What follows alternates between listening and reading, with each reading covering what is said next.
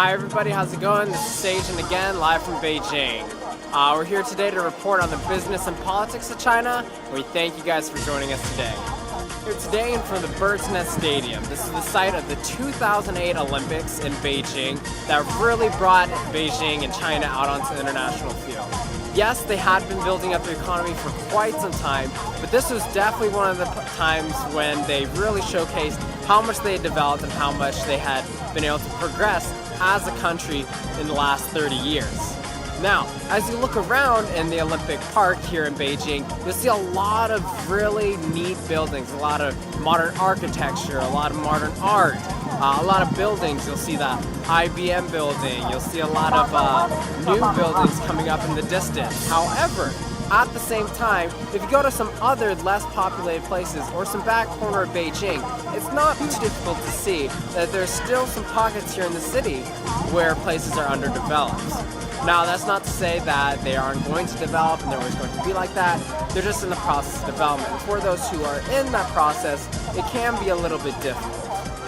Now, although there is this incredibly fast and arguably too fast of a development here in China, there is a realization that the growth and development of China does need to spill out into other sectors. As we talked about in our previous report, China is looking for internationally competitive brands.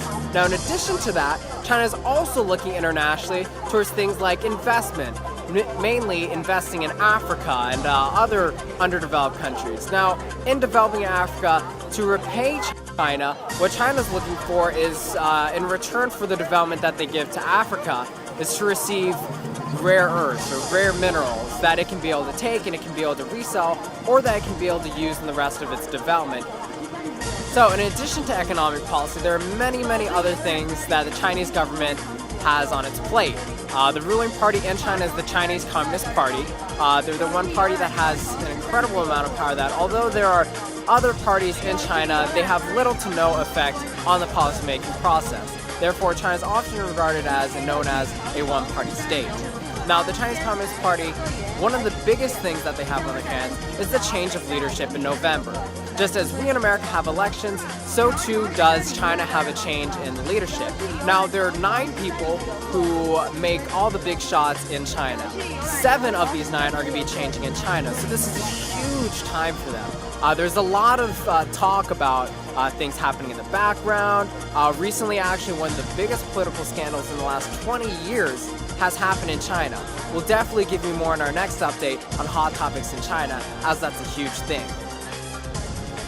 We'll give you guys more tomorrow in our next update live from Beijing on the political cloud and other hot topics in Beijing. We hope you guys will stay tuned.